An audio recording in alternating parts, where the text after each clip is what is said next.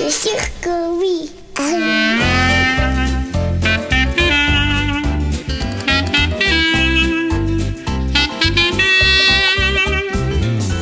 Si tu t'ennuies au beau milieu du céder, que tu te demandes ce que tu pourrais bien faire, eh ben dis donc, tu m'as l'air flagada. Sais-tu seulement que tout est dans la Haggadah? De la gadou, à la gada. C'est le passage, c'est le saut de Pessah. De la gadou, à la gada. C'est le passage, le saut de Pessah. Bonjour à tous, nous avons le plaisir d'être en ligne aujourd'hui avec Michael Braul, qui vient de faire paraître un très beau livre-disque intitulé, comme vous l'avez entendu dans la chanson que l'on vient d'écouter, De la Gadoue à la Haggadah, un conte de Pessah. Bonjour Michael Braul. Bonjour Nathan. Des Haggadot, il en existe des très nombreuses et de toutes sortes, mais là il s'agit d'un projet assez particulier puisqu'il y a effectivement le texte intégral de la Haggadah, un disque avec des chansons originales et surtout un conte illustré. Quel est ce projet d'ensemble? En fait, ça fait depuis pas mal de temps que j'aime raconter des histoires de la Torah pour les enfants. Et donc, après avoir fait un projet sur Hanouka, je me suis dit que j'avais envie de m'attaquer à Pessah. Et en fait, tout a commencé par le fait que lorsque j'ai fait le disque de Hanouka, les gens m'ont dit il faudrait un support visuel et vraiment ça manque, on a besoin d'images. Et donc j'ai fait une rencontre avec un dessinateur et son dessin m'a tout de suite plu et donc on s'est dit que ça serait vraiment super cette fois-ci de faire un support donc avec des illustrations et toute une histoire. Et donc on a lancé l'aventure de la Gadoue à la Haggadah. Et le thème de ce livre en fait c'est vraiment une manière de montrer à quel point parfois le quotidien nous déborde et comment est-ce que avec un peu de magie, avec un petit peu de dialogue et de parole, et ben on peut le dépasser. Et voilà, c'est un peu ça le conte. C'est en fait donc l'histoire c'est celle-là quoi. C'est celle d'une famille classique qui vit un seder de Pessah et puis tout à coup ça toque à la porte et puis il y a un inconnu qui va un peu bouleverser toute leur structure de ces braves gens. Et alors, pour la forme du conte, je pense que vous avez voulu dire des choses qui vont peut-être au-delà de simplement divertir les enfants. En fait, c'est quelque chose aussi qui me tient à cœur depuis longtemps, c'est que j'essaye de mon mieux de soutenir que trop souvent on s'adresse aux enfants comme si ils comprenaient pas bien, qu'ils étaient un peu simplés. Et moi je trouve que c'est vraiment dommage que même lorsqu'on fait quelque chose adressé à des enfants, on peut leur dire un message fort avec du contenu et leur enseigner des choses. Donc ça c'est vraiment ma ligne de mire depuis que j'ai commencé cette aventure de faire des histoires et des livres pour les enfants. Et donc effectivement, derrière l'histoire, la musique, la bonne ambiance et les chansons, il y a un message, il y a un contenu. Pour moi, c'est toujours l'occasion de traduire les choses que je peux apprendre de la Torah qui me passionnent, essayer de les traduire et de les transmettre aux enfants, voilà, parce que je pense que on leur doit bien ça en quelque sorte.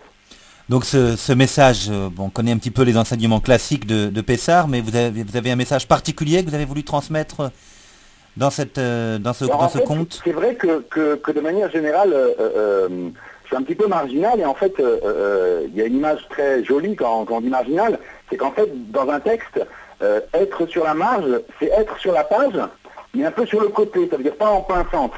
Et moi, c'est un peu ça qui m'intéresse quand j'aborde un sujet de la Torah, c'est justement par le contour de ce qui est en général connu, traditionnel, dit et redit, d'essayer de toucher l'intelligence de la chose. Donc effectivement, au lieu de faire un prince d'Égypte, on va dire, de plus, j'ai voulu faire ici quelque chose qui ne raconterait pas directement la sortie d'Égypte en tant que telle, mais qui jouerait d'abord sur le schéma, à mon avis, dont beaucoup de gens vont se reconnaître, d'une famille juive traditionnelle parisienne qui fait le CDR et voilà, ils ont du mal à décoller jusqu'à ce que vienne cette personne. Et puis en même temps, cette personne va les faire revenir aux sources, c'est-à-dire que je puise le message que je veux donner, je le puise du Brit Ben Abetarim, c'est-à-dire de la première alliance entre Abraham et le maître du monde. Et donc, c'est là que je trouve les sources, en quelque sorte, de ce que j'ai envie de dire sur Pessah. Et voilà, donc après, je vous invite à découvrir cet enseignement dans le livre. Dans le livre qu'on peut trouver donc dans toutes les librairies juives et même, je crois, des librairies comme la Fnac à Strasbourg. Exactement. Alors en fait, voilà, il est dans les librairies. Il se trouve aussi sur notre site, leséditionsparabole.com. Et puis, il est également tout à fait disponible à partir de la Fnac.com. Voilà, ça c'est tous les lieux où on peut trouver le livre.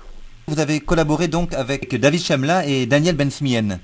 Un petit mot sur cette collaboration? Voilà, alors là vraiment j'ai eu beaucoup de chance parce que ce sont deux artistes qui ont mis tout leur cœur dans cette aventure et vraiment sans eux je ne serais jamais arrivé à un résultat pareil. David en tant que dessinateur vraiment il a apporté quelque chose de très particulier. Son dessin vraiment il est absorbant, il fait vraiment vivre énormément de choses. Et puis Daniel Ben-Smien, vraiment un grand compositeur, il nous a fait des musiques avec une joie et il y a une ambiance extraordinaire avec aussi les bruitages, enfin bref. Vraiment j'étais bien entouré et voilà, je suis très content du résultat que ça a donné. Vous avez passé beaucoup de temps et vous avez mis beaucoup de vous-même dans cet ouvrage. Bah oui, ça c'est vrai que je sors un nouveau titre au rythme de tous les 2 ou 3 ans, mais parce que une fois de plus quoi, mon but c'est vraiment pas de rajouter à toute la production ambiante un titre de plus.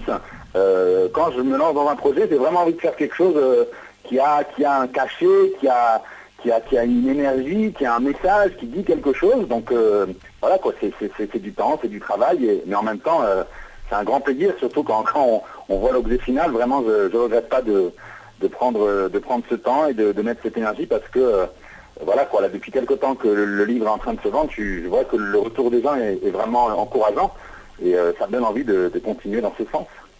On va peut-être se quitter en écoutant un autre extrait musical de votre livre, qui est par ailleurs magnifiquement illustré. On ne peut pas le montrer à la radio, mais pour montrer un extrait musical, on écoute une version très particulière du Dayenu, c'est bien ça?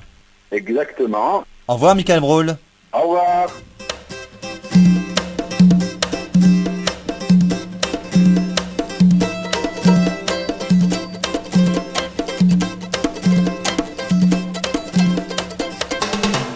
S'ils nous avaient libérés d'Égypte sans leur infliger des peines, Dayenu, Dayenu, Dayenu. S'ils leur avaient infligé des peines sans détruire leurs idoles, Dayenu, Dayenu, Dayenu. Dayenu, Dayenu, Dayenu, Dayenu, Dayenu. Dayenu, Dayenu, Dayenu, Dayenu, Dayenu. Ilou asaf Elohem, Eloharak bechorehem, Dayenu, Dayenu, Dayenu. Ilou harak bechorehem, Elo natananu et mamonam, Dayenu, Dayenu, Dayenu.